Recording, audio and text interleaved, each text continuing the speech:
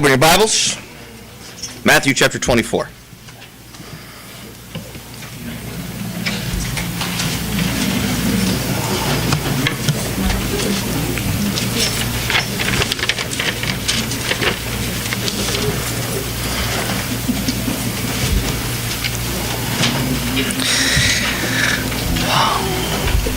I don't know about you, but depends on what frame of mind I'm in. That can be a great song or that could be a depressing song. Yeah. Isn't that right?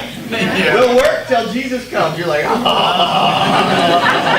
I don't want to work till Jesus comes.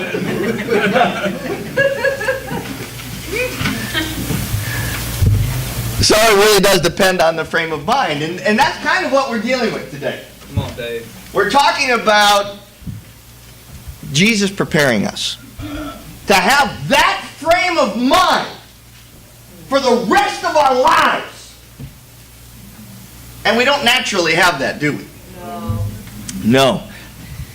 In our nature, in and of ourselves, how much do we want to work? As little as possible. Yeah, for a lot of people that is the case. Now you do have that odd person out that actually just really loves to work. And I've had a few of those people in my life, but nobody in my family, so I have inherited none of those genes.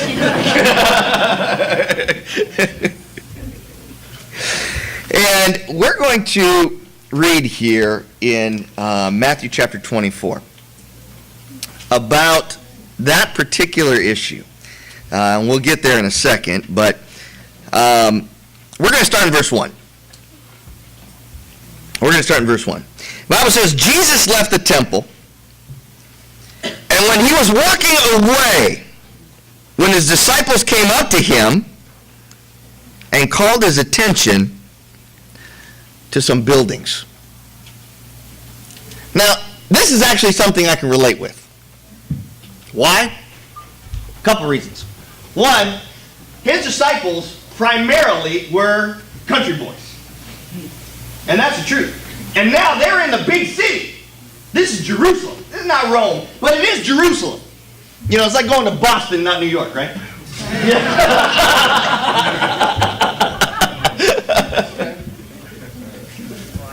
But it is. It's a big city to them.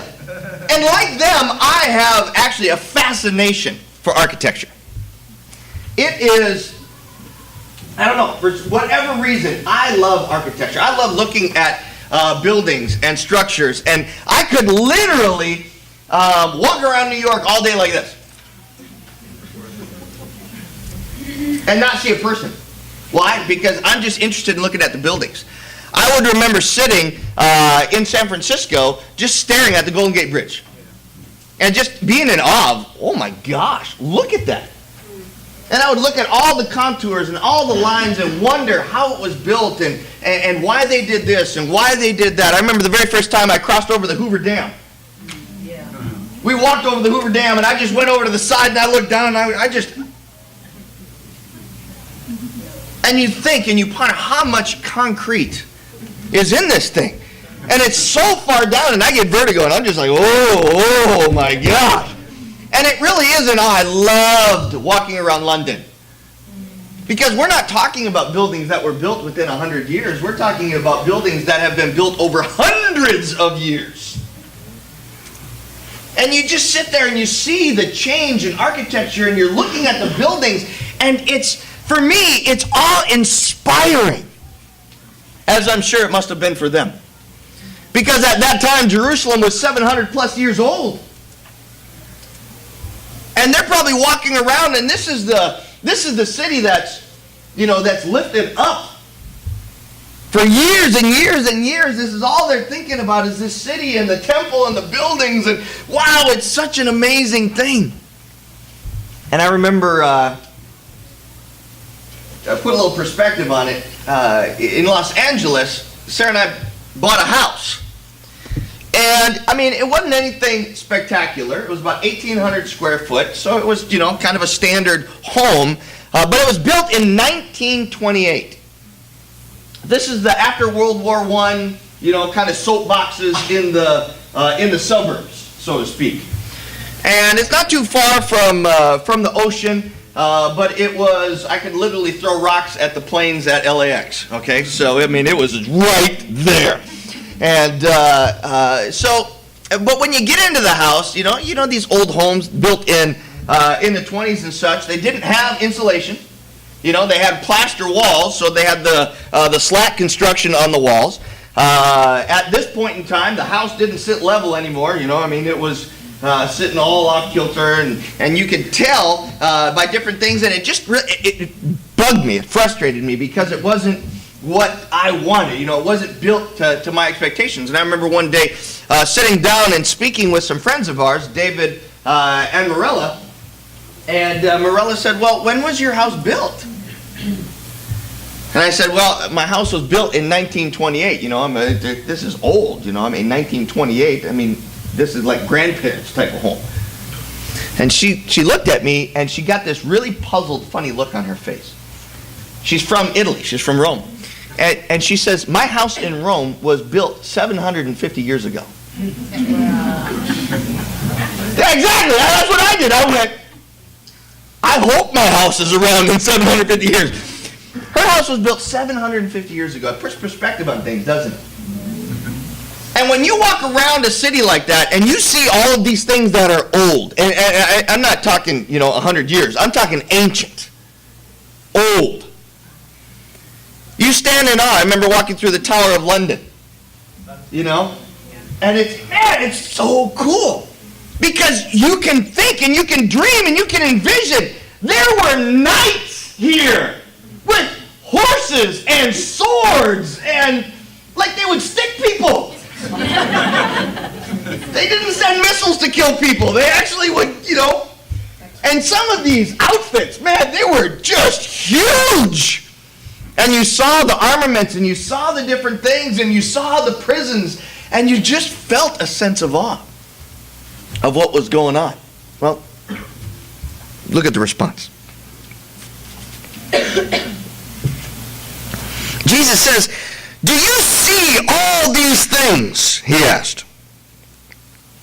"I tell you the truth, not one stone here will be left on another.